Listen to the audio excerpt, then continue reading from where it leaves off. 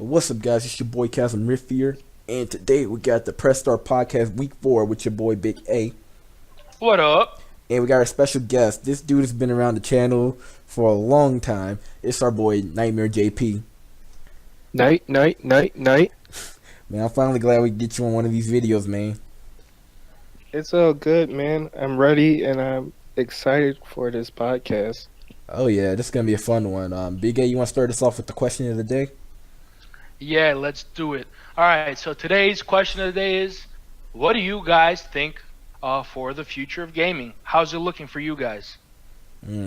Yeah, I'm hoping to hear all you guys' responses down in the comments because for me personally, I think the future of gaming is gonna be fine as long as the microtransactions like stay in their place. Like if companies say they're optional, we're good. If they force it on us, like you gotta pay an extra $20 to continue a game, then no, games are gonna be going downhill. Yeah, definitely, man. I just can't believe we already have so many. The new Burnout Paradise is one of those. Yeah, your Yeah, I opinion? also agree with that. If they keep making games like the new Battlefront where you have to pay for DLC for the better half of the game, then I think gaming will go a little bit downhill, but for the most part, I think it should be fine for the next couple of years. Yeah. I think it will be fine. When we get down to our article about PUBG and Fortnite, we can dive a little bit more into that. But we're gonna start things off with something a little bit mellow. There's a rumor that the Naruto Ultimate Ninja Storms trilogy may be coming to the Switch. There's rumors by My Nintendo News, and sources say that the whole trilogy is coming to the Switch. Ain't the first time we've seen games be ported over there. Do you guys personally think this is a seller for the Switch, or do you guys just say this is just a random game coming over, or trilogy coming over? I don't know. Go ahead, Nightmare. Um, I think it's a seller. On PC, I think the Ultimate Ninja Storm games were pretty popular. And personally, I myself, if I were to get a Switch, I would probably get the third and final game, Ninja Storm 3 and Ninja Storm 4, because personally they were the most hyped games. The other ones I haven't played except for I think it was called Revolution, but that game was Oh, horrible. oh God, That game was, oh no. oh They God, just the had this stupid mechanic and I was like, why? robot Naruto. Yeah, that too. Yeah, you got Shake my head. yeah, you got anything about this, Big A? Yeah, I don't have much input. I've honestly never been much of a Naruto fan. Oh man, But I don't know. All the games, really, all the games, man. It doesn't. I feel like people aren't gonna play the first ones, like Nightmare just mentioned. I mean it depends on how they do this, cause like they just released the Ultimate Ninja Storm Legacy edition for the consoles, and they basically had all four games bundled into one. If they release the trilogy into just one game cartridge, I think it will sell well. Personally, I like the second game out of the series, and I do love the third one. If they pour over the fourth one, I think it will be hype. Um, I do love Generations as part of the series. I hope they'll port that over. But I think this may be a seller because I played Xenoverse 2 on the Switch. It was fun. It was playable. It was a little weird to play on a small screen. But what really got me was they actually gave you all the DLC automatically in Xenoverse 2. I feel like if they gave you DLC automatically with the Ninja Storm series, this would really sell well, especially if they market it to the right audience. Wow, that's a game changer. Um, Yeah. Especially if I don't know if they're gonna include the most recent DLC, even with if Dragon Ball, because as we all know, that's some hype ass shit. So Yeah. Oh, true. yeah, so yeah, that's a different topic. Oh yeah, for sure, for sure. Um, oh yeah, I forgot to even throw it on the layout, but oh well. What he's talking about, people, is that well, if you haven't kept up with Dragon Ball Super, this is going to be a quick spoiler. Um, Goku is going to have perfected Ultra Instinct, and in Xenoverse 2, they're going to have DLC featuring perfected Ultra Instinct Goku. and they have screenshots that's shown out there, peoples, and it looks pretty hype. For you guys out there watching Dragon Ball Super, particularly you two, do you think Xenoverse 2 being supported by, Bandai Namco is a cool thing, or they should just say GG on it and move on with fighters? Uh, it's amazing. What? Man, you know what? I'll take as much support as I can get for this game. It's just such a good game. I mean, people could argue Xenoverse in general is not as good as quality as other games, but the second one, man, the second one I feel is really good. Yeah, I remember you were out here wilding on the second game because you accidentally went to a mission you shouldn't have went. Yeah, I had the DLC already, and I went to one of the missions that you're supposed to be like level 50 for because I had no Mhm. idea. Bruh. Whatever. Yeah, how about you, Nightmare? You ever played Xenoverse 2? No, I actually haven't played any of the Xenoverse games. Um, but I've seen a little bit of gameplay, especially from the previous interviews and discussions on the Super episodes. But God the damn it. perfected Ultra Instinct looks pretty dope. I saw a picture of it actually a couple weeks before you sent me the articles yesterday. Akira Toriyama, the creator of Dragon Ball, made his own version of the perfected Ultra Instinct, and I guess this is what it's based off of. And I Yeah. think it's pretty cool that they implemented it already in like a couple of weeks. Like, that's pretty dope. I Oh, think they might add it to fighters, hopefully. yeah, I think it's gonna be in fighters. I remember I told you guys here, well, not here, but like in the Dragon Ball Super review, and in a few other videos I had that there's like rumors going around that this base Goku and Vegeta DLC we're getting is gonna be for Ultra Instinct Goku and Vegeta. I don't know if that's gonna happen based on recent events in Dragon Ball Super. We'll say that for the discussion videos, but I think it's cool that they're supporting the Xenoverse 2 like servers at the games and all this because not everybody bought fighters yet. Like I still have friends who didn't buy fighters yet because either they don't have an Xbox One or a PS4 or money's a little tight. So they're still sticking to Xenoverse or wherever they get their hands on. And I guess until spring, like March or April, if they ever have to cut the cord off for Xenoverse, I think it would be fair to say so around that time because that game got like what 30 new characters off of DLC alone, if more or less. That game, Jeez. yeah, that game really got a lot of support, and And I'm glad for it, really. I am too. Like I really haven't touched Xenoverse 2 since I got fighters. I mean, I played with some people and it feels weird as hell to hop back on there. But I think it's cool that they're giving us more support there because it shows they care about the games and the anime. And it shows that they're allergic to money, for real. Well, they'll be allergic to money if they pulled off you can only get the DLC for $15. Oh, that's true. Yeah. All right. Let's move on to the next topic. The next topic is an article from IGN. So take this with a grain of salt because you can't spell ignorant without IGN.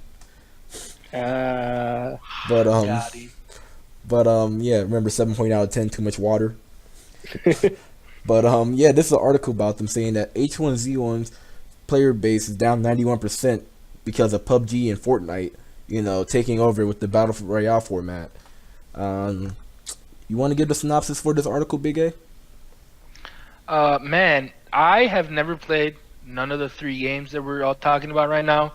But I've seen hella gameplay for H1Z1, and then I've seen people play PUBG and Fortnite. So the fact that, in my opinion, what looks to be such a quality game is being affected, I mean, I don't know.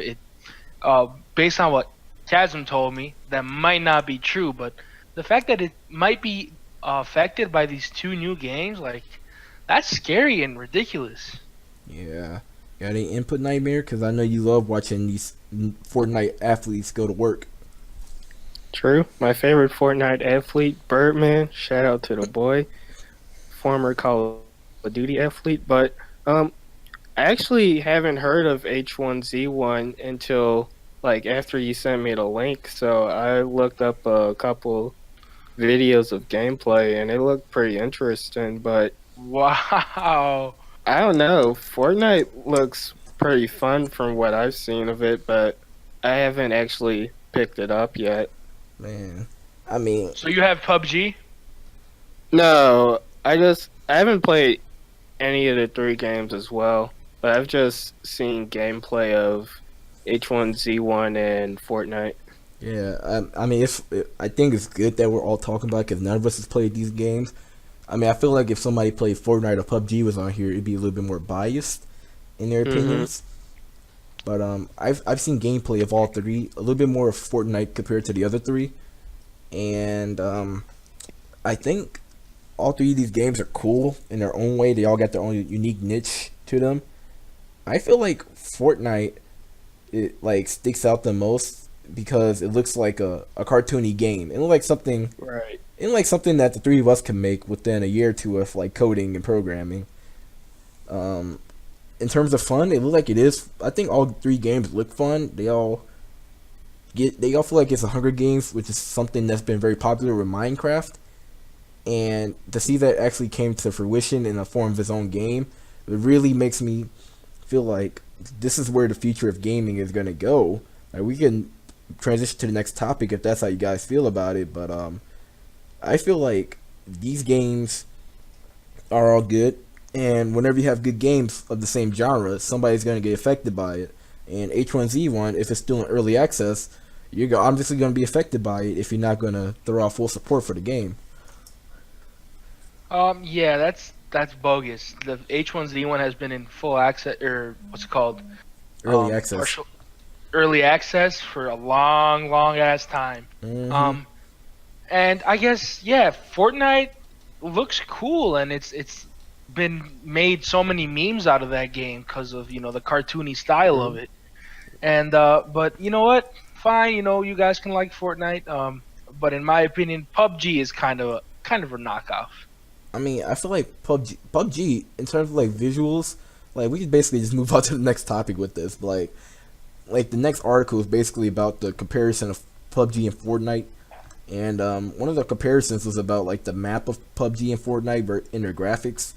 In terms of graphics and mapping, PUBG wins in my eyes completely, because the game looks like it's GTA 5 on like a weird island, and Exactly, but it looks a lot like H1Z1. it does. Like I mean, True. all these games are like value brand H1Z1s, if we gotta be honest. But Yeah, that's true. but I mean, like I feel like personally, if I played those games, PUBG would be harder to play because I feel like there's more cheaters on that game, and if you aren't playing with a mouse and keyboard, you're gonna really get screwed over. As opposed to Fortnite, where a lot of us still play console games, and having a controller in our hands gives us like more comfort. And I feel like if you played Fortnite, you get that sense of comfort, and when you're comfortable, you're gonna do better than if you gotta stress out about pressing the wrong keyboard button. Right. Right. Yeah, you got anything about this nightmare? Um, I don't know. Like you were saying earlier, I kind of like the cartoonish style of Fortnite and how they have like the little Minecraft thing going on where you can like build houses and shit. Like I think that's pretty fun. Like you build a house and then someone shoots a fucking RPG at you for no reason. Like I don't know. It seems like an amusing game, and I would definitely pick it up. Oh Yeah, hell yeah. that's why I think that Fortnite had such a big edge. But I would like to see H1Z1 get into the game instead of being whatever Yeah, early access, yeah. because then those numbers would change. If it's still in early access, the developer can't complain about a damn thing, because it's like, bruh, you had your finger on the trigger this entire time, you didn't squeeze it. Yeah, that's true. But I feel like Fortnite, like they both have a big fan base, but Fortnite triumphs in terms of fan base over PUBG because PUBG isn't completely optimized yet on console. They're not getting that much support right now on PC because they recently just said that like they're trying to stop a certain group of hackers in the game, so they have to halt, coding development for it. But besides those facts, the fact that Fortnite is free really appealed to a lot of people because they took a lot of fan bases, like audience, when they did that. A lot of people from Rainbow Six moved over. Overwatch lost a few people. World War II damn sure lost a lot of people. Even Battlefield 1 lost a lot of audience to Fortnite because of that free aspect of it. Do you guys, in the way they're making money is that they're doing it through cosmetics. So do you guys think it's a smart move to give your games out for free and bank on people buying microtransactions, or is $60 like the way to go for a game like this? I think it depends on the game, really.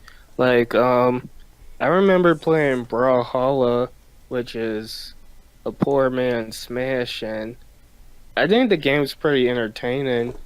I mean, it doesn't beat Smash in my eyes, but still, the game provides enough play. Well, it provides the same amount of entertainment as you would get from Smash. That if there were any microtransactions, I don't know if there are any right now, but if there were, like for more weapons or characters, I think I wouldn't mind paying for a couple. Yeah. For me, it's a lot. For me, it's weird because I know games out there that are like mods of other games, and the mods become more popular than the games themselves. Usually Mm-hmm. happens like Project M on True. Smash Bros. Brawl. Like you have to mod that in from your Wii, and that was very popular, and it was free. So I know people really loved it over like Smash Bros. Brawl because Brawl on the competitive side wasn't really considered to be the best game in the world. Personally, I think right now Fortnite is hitting a lot of people because it's one of those games that come out every year that stirs people up, that gets them riled up, and then they want to buy it. Um, I have this one game on the top of my like on the that I was thinking of, and I can't remember it right now. Hopefully, I'll remember it later. But like, there's been games over the years that's really taken over precedence, and I guess one example is Overwatch. Overwatch when it came out 2 years ago or so, that game took the world by storm because no one expected something like it. Do you see that with Fortnite, or does Fortnite have longevity for the foreseeable future like Overwatch does? I don't know, man. I really would like to see the comparison of it and PUBG. Yeah, I mean, like I heard PUBG really lost a lot of fans. In this PC Games article that we're kind of referencing from, it seems like their fan base dipped dramatically. I mean, like they're both making a lot of money. Don't get me wrong, but if you're losing your fan base to your competitor, it's only a matter of time before PUBG is just gonna tank in my eyes, unless they bring out something incredible. And by incredible, I don't mean like just a DLC pack. I mean like something so game changingly big that it'll keep people interested. Yeah, that's true. Ultra Instinct. Yes, Ultra Instinct guns. But Oh man. I mean, Speaking of Ultra Instinct, I mean, I think one example would be like I know a lot of people who do play PUBG. Their biggest complaint about it is how it doesn't have a campaign, and I guess if they're able to like, if Player Unknown, the guy who made it, was able to like get a development team that really help them out and make a campaign within the next year, that's a tall order, but like within the next year, I think it'll bring people back into it. Because while it is fun to play in the battle royale style, I mean you could do that for free on Fortnite over the expensive graphics. Having a campaign is what keep people, busy with the game if they don't want to play online. Y'all think y'all got any ideas of what could keep PUBG around, or do you think that ship is sailed because the fan base is dying out? Um, healthy competition, man. True. So Oh healthy. yeah, I also agree that a campaign would probably bring back its fan base because that was like one of the non-selling points for me for the new Battlefronts. Like from Battlefront 1 and 2, they had a campaign, and like when I wasn't just playing with the CPU or with friends, I would play the campaign and it was pretty fun, IMO. But then like when you take away the campaign from well, it's kind of different since um player unknown's sort of its own thing, right? Yep. There's yeah. Um like when you take away the campaign or like one of the main like functions of what the previous games have, it might have a drawback on like the consumer's personal interests. Yeah. Like I feel like you're right with the Battlefront. That's actually like one of the best comparisons out there. Like Battlefront, regardless of what the issues it had the first game, it had a large fan base. And despite them having a campaign for Battlefront 2 and a more detailed campaign, what really ruined them EA was how they're trying to bend us all over the table with microtransactions. Like they said that you can either pay what was it, a couple hundred to a couple $1,000s in microtransactions, or spend thousands of hours of grinding in the game just to get everything unlocked. And Oh my god, bro! You know yeah, how many games EA has? They have like 5 apps. You know, they have like 100 soccer games, and you know what? It's ridiculous. They're just gonna fucking bend you over the table and use you until they're finished. Like, what the fuck? that's honestly what they did. That's why Disney had to step in. Disney, the king of money, had to step in and tell them no, stop. But yeah, No more taking the innocence of these poor children. dude, they're like AMA on Reddit was the most downvoted thing in Reddit history. That's how bad it was. Holy shit! Yeah, like the controversy of it was terrible, and I hope companies took note of this. If they didn't take note of it, then we're in a really bad spot for the future of gaming. Just like our QOTD said. Like, God. Oh yeah, that's exactly relating to the question of the day. I hope nobody else goes down that path for real. Yeah, oh God. I'd rather have like a free game and buy some DLC or whatever Fortnite is offering, but not like EA, not like 50, 60, $70. Crazy. Yeah, dude, I just checked on Google news for Battlefront 2. They said that an article in January 30th of this year that the microtransactions are coming back. God damn, they did not learn. GG. GG no Did RE, not bro. fucking learn. They did not learn. God. All right, so everybody, instead of a question of the day, we're gonna do agenda of the day. Find your local EA office and beat the shit out of whoever you can find. I don't care who the hell it is. God damn. GG janitors. Yeah, fuck you, janitor. Oh, yes, he's the EA logo Why on are you him. taking my money, man? No. Oh, man, he's sweeping all the money in the trash. Oh, God. Oh, God. Oh, crap. That mop cost $70. Oh, God, it's going to cost $1 for every punch you throw on him. Oh, I have to buy the Punches expansion pack. Boy. Oh, God. And then you got to pay $20 just to get inside of EA Studios. Ah, shit.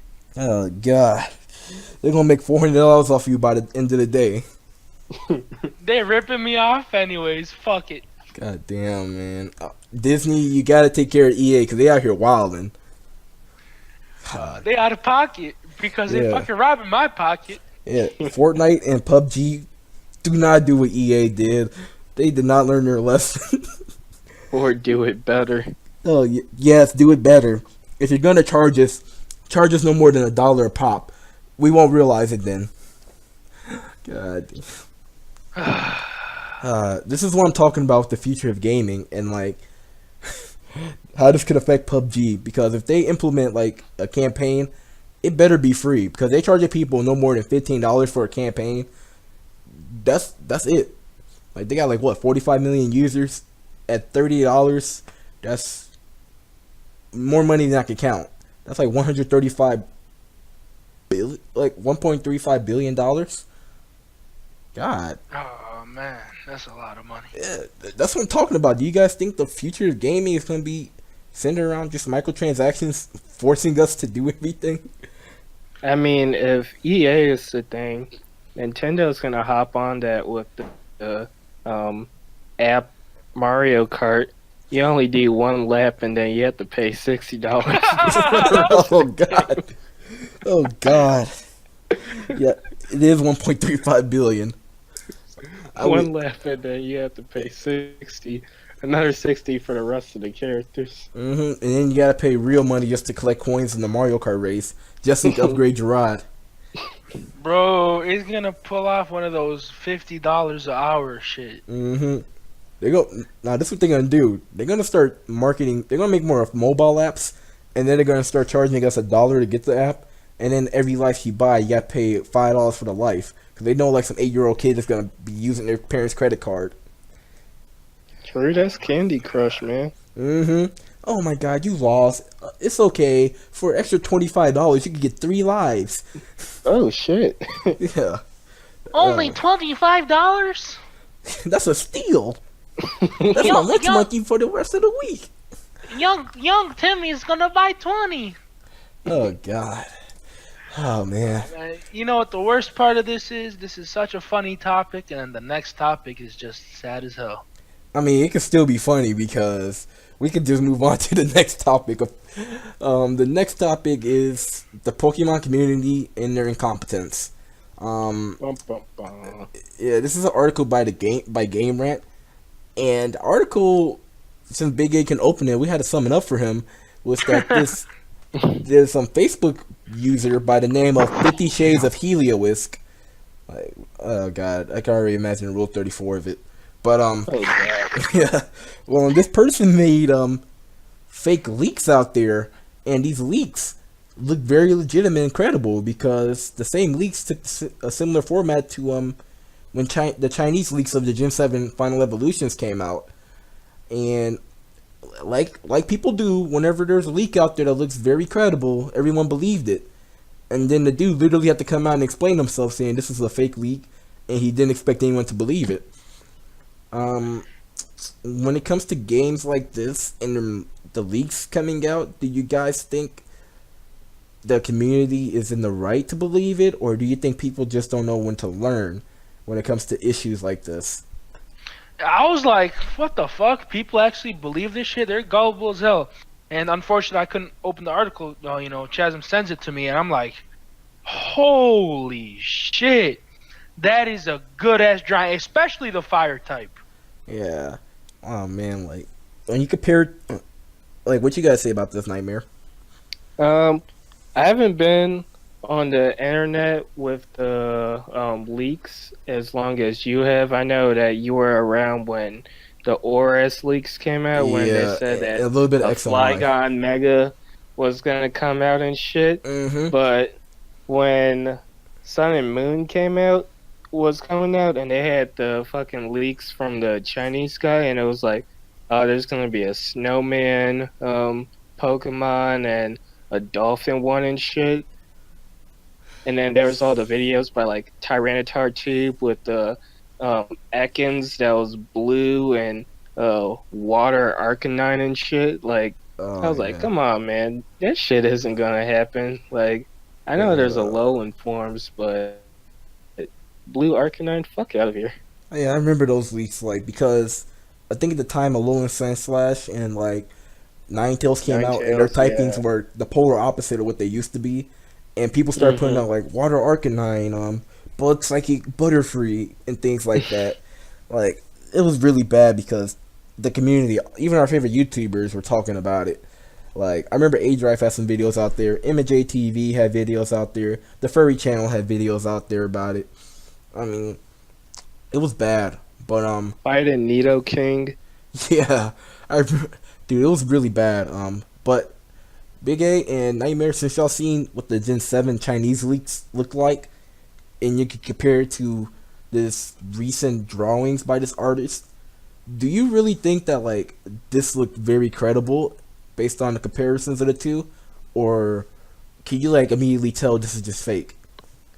Hell yes, bro. What the fuck? It is super believable. Alright. For me, it wasn't really. Like, when I saw the fire one, it was a bunny, and it reminded me of like one of those annoying anime characters that they have, like Happy. Well, he's not annoying, but Happy from Fairy Tale. And I don't know, the only one that looked credible to me was the platypus one. Like that Yeah. one looked pretty dope to me. Honestly, I'd But say all besides the. Honestly, after seeing what Chesspen looked like, and after seeing Rowlet, because I thought Rowlet was literally a bird that just did cocaine because of his nose being white. Like after seeing those, I I kind of gotta say like they all look pretty credible to me, except for the grass starter because the grass starter looks very underwhelming. The Like grass started to look depressed, bro. he really did. Like he looked like he's one of those about to commit BuzzFeed readers. suicide. The suicide Nike, force. just do it. Yep. Well, my man's was like somebody just read a BuzzFeed article and was just done with the world. But like not. he was sponsored by Nike, bro. Just do it. Mm-hmm. Nah, he was in the Jake Paul video. I mean, He's Logan sponsored Paul. by EA. He doesn't want to show any emotions unless you pay $3. Boy. Bro. No, but like looking at the details and how he had like side by side drawings and like different angles and whatnot, this looked very similar to the Sun and Moon starters, like how they went around them. Like I believed it based on I say it's believable from then on. Like I didn't see the starters until after they said that it was fake, but if I saw this before it came out to be fake, or we had like Chinese leaks about the first form starters of Gen 7 and they look very similar to this, I would have probably believed it. Like dead ass. Yeah, I mean, you guys have way more experience with anime than I do. I can see how Nightmare might have thought this was definitely not real. But, like, for me or for anyone in the community that just saw this shit with no context, it would be like, holy crap. I mean, like he did admit that he used three different artistic styles for it, which is why all three starters look similar yet completely different. Like the platypus compared to the weird grass starter thing, like you can tell there's a different artistic style to them, especially compared to the bunny. But at the same time, you get the Japanese vibe from all three of them, based on like Right. their emotions or their choice in color. But, Oh, speaking of Pokemon, Pokemon Switch announcement on Monday. oh, I was just about to tell you that I just checked out an article. Well, not an article, but there was a tweet by Joe Merrick. He said that people are retweeting from 2 years ago, and that there's actually no real confirmation yet. Oh, Yeah, I even checked on the Pokemon Twitter page, and they didn't even have anything about it. So there goes another Oh, fake leak out that there, people. screenshot was from the Pokemon page, so I'm confused now. Wait, you found it on the Pokemon page? What the The hell? screenshot I sent you was from the Pokemon Twitter. Yeah, I know. Like I was even Or looking is for it that on an old Twitter. one? But then Joe Merrick put out his. Okay, everything in the community is just wrong right now. 'Tis the season. Yeah. Oh wait, I see Oh, it. it's from 2016. Yeah, you fell for it. Bruh. Oh god.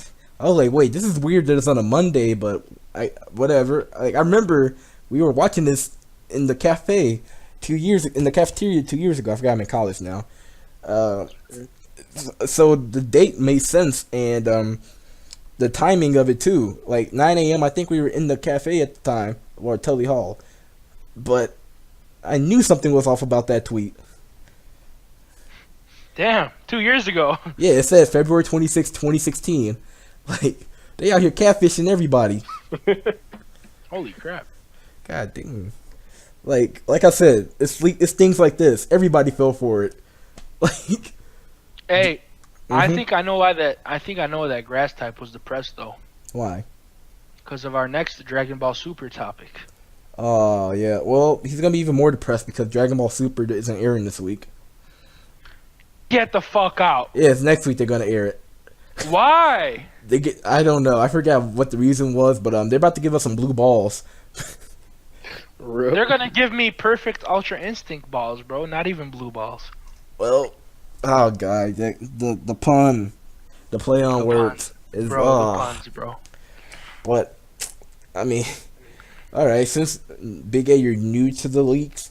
Nightmare, you have a couple years of experience with the leaks. and I've been around the leaks since, God, I want to say Gen 5 is when I started looking into leaks. Damn. Since leaks started leaking. Yeah, I mean, the leaks been around for a long time. Like, I remember in Gen 4, there were some leaks here or there. Leaks date back to when, Flex and seal. yeah, I want to say these are leaks, but like rumors been dating back since Gen 1. They said that you could find Mew under a truck. I remember they had like fake Pokemon come out in Gen 2, like articles about that. Even the Pokemon guides had fake news in them. Bro.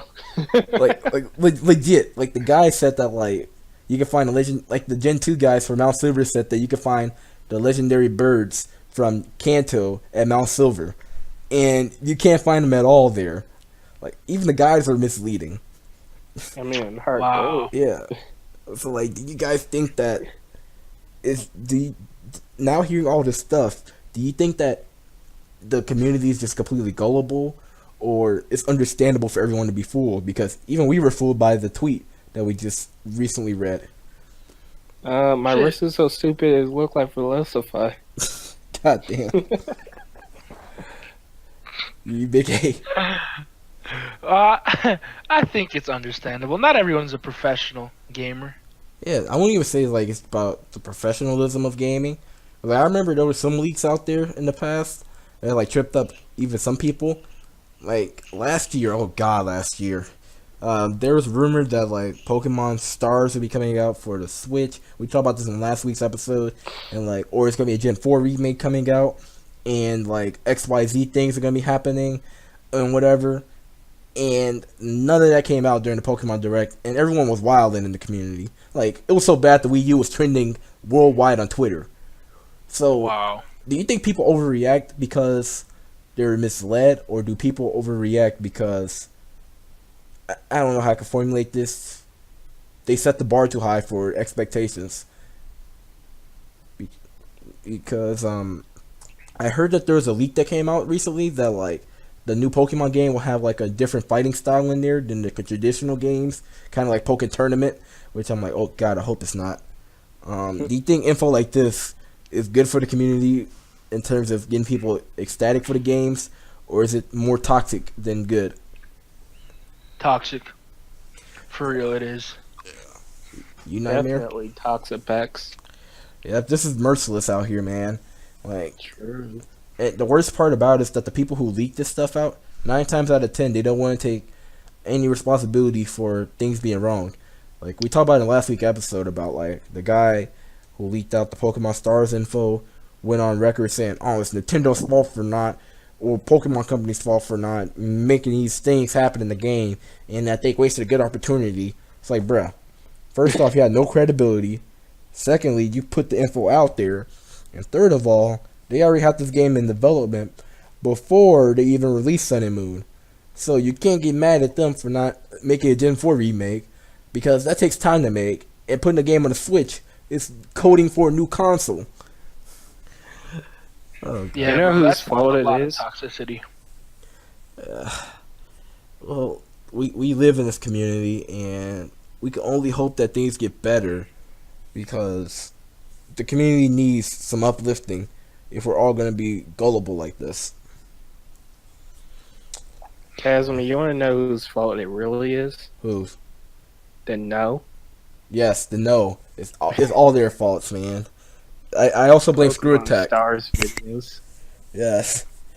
I blame Screw Jeez. Attack because Superman and Goku facts were wrong.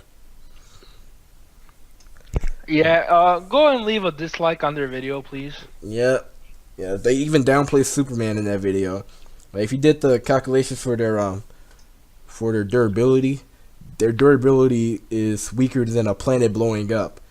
And if you watch Battle of Gods alone, you know Goku tank attacks stronger than the planet. Bro, we're at multi galaxy crushing level at this point. Oh, we're beyond multi galaxy because I mean, Majin now Buu. because Ultra Instinct. I mean, and Majin Buu yeah. kind of destroyed a galaxy on camera. Goku and Beerus were punching so hard it almost destroyed the universe. Jiren shook 3D Infinity, which is basically fourth dimensional. Jiren transcended time. I mean, the gods of destruction can destroy a universe at the flick of a wrist. We're really beyond the galaxy at this point. Yeah, Yeah. man, I can't believe fucking all this disappointing news with Dragon Ball. Yeah. I mean, it's just been that's the state of gaming at this point. Like, I guess everything that we talked about kind of tied into the future of gaming in a nutshell, kind of like a nice little bow tie. You got leaks out here by the community that's toxic. You got the gamers themselves like setting the bar short for themselves because they're always buying microtransactions, and then you got the companies who are forcing microtransactions down people's throats at the worst time possible.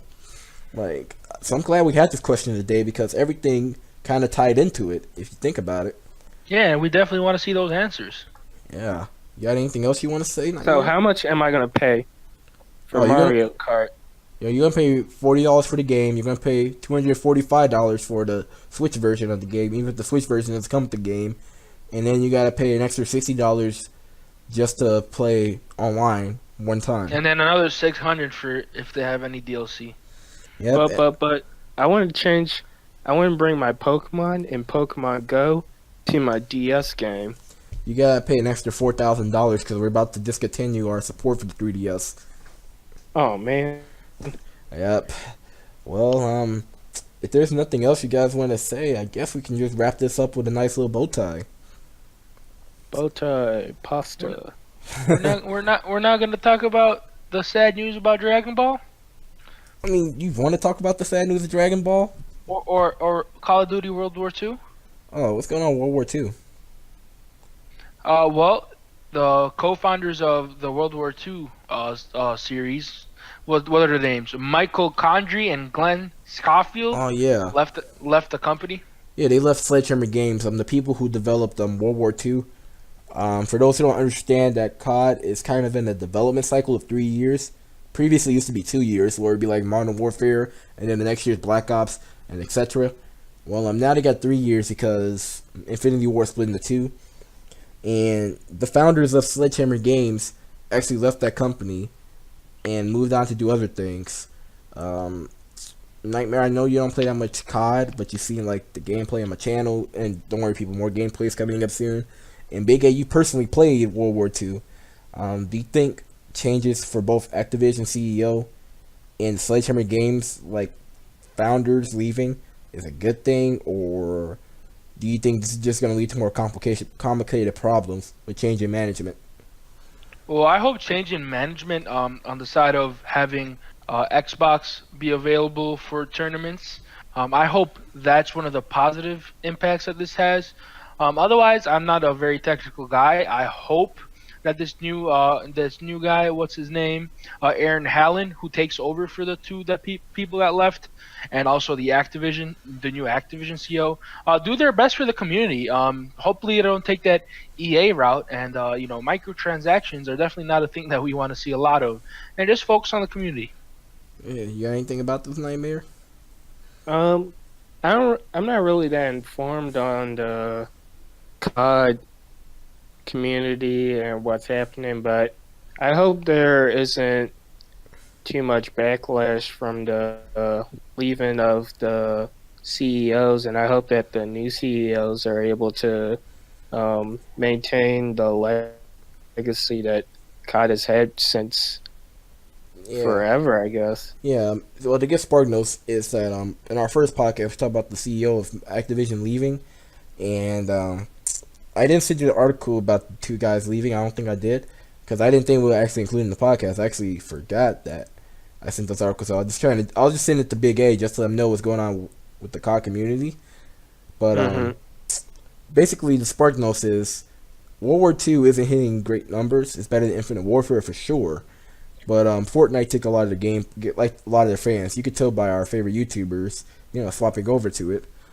But basically, I say that this isn't the worst thing in the world because if they got the right guys up front and they understand that the gamers matter first, this won't be an issue.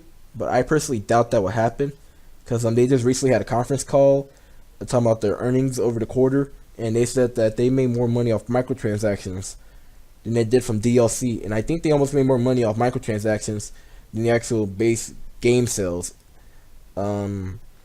So it shows that their loot crates and all the other little crap they're putting in the game is making bank for them. So yeah, that's the state of gaming. Wow. One of Oh, the one of the biggest gaming companies in the world. Like Activision is up there as one of the biggest ones, and they're nickel and diming us, man. Yeah, you know what? Hopefully they find a way to get that community back on the games, so they don't have to fucking nickel and dime us. Yeah, I hope they don't have to do that, but it's gonna happen. It's it's it's evident. I mean, it's what's the word? It's inevitable because it's the community is in a state of peril. Like EA, one of the biggest ones because of Madden and FIFA. Activision, one of the top dogs as well. The only guys who aren't nickel and diming us is Rockstar Games, who take a decade and a half to make a game, and Bethesda, who doesn't nickel and dime us, but they re-release the same games over and over again on the same consoles. So we're just gonna have to rely on the smaller companies to just keep us afloat at the moment when it comes to their popular games. Yeah, unfortunate but true. Yeah, I guess Time to wrap it up. yeah, not just that. I was just gonna say like I wouldn't mind loot crates that much if they didn't have so many dang on pistol grips in there. I could get behind the calling cards because they give people option for them, but why do we need pistol grip as a skin when logically your hand covers the gun, so you can't even see the grip you just put on your gun? Like Oh they, man, that they is kind of stupid. they did it on purpose. That's like filler episodes within a show. Like they put in filler episodes just so they can keep the show going and make more money. The more grips they got in the game, the more variety, quote unquote, they can have in the in the loot crates they're giving us. Yeah, so I guess we can actually wrap this up. This is actually one of our longest episodes we had. We're hitting around the 47-minute mark. ooh, Yeah. And we good actually job, had good guys. discussions that tied into just the future of gaming. Hells yeah. Yeah, I think I want to just thank you both for coming out here. Like, thank you, Big A, for being on the show regular. And I want to thank you, Nightmare, for being a guest on the show. Hells yeah. no problem, my dudes. Yeah, and I want to thank you guys, the viewers, for watching. If you like this video, be sure to leave a like down below. It kind of just makes sense. If you like one thing, you might as well leave a like. But if you're new here, be sure to leave a subscription down below. That'd be greatly appreciated. Follow the Twitter, Twitch links as well, along with our Discord if you're a member of the community here. We love to have you guys here. We have fun. We have good spicy memes. And we're just looking forward to having more people on the podcast. So anyway, guys, we gotta get out of here. The gates are open, and I guess I gotta go close them. And to also, Okay. it's gonna cost us $45 to close them. But bye. Bye Okay. bye.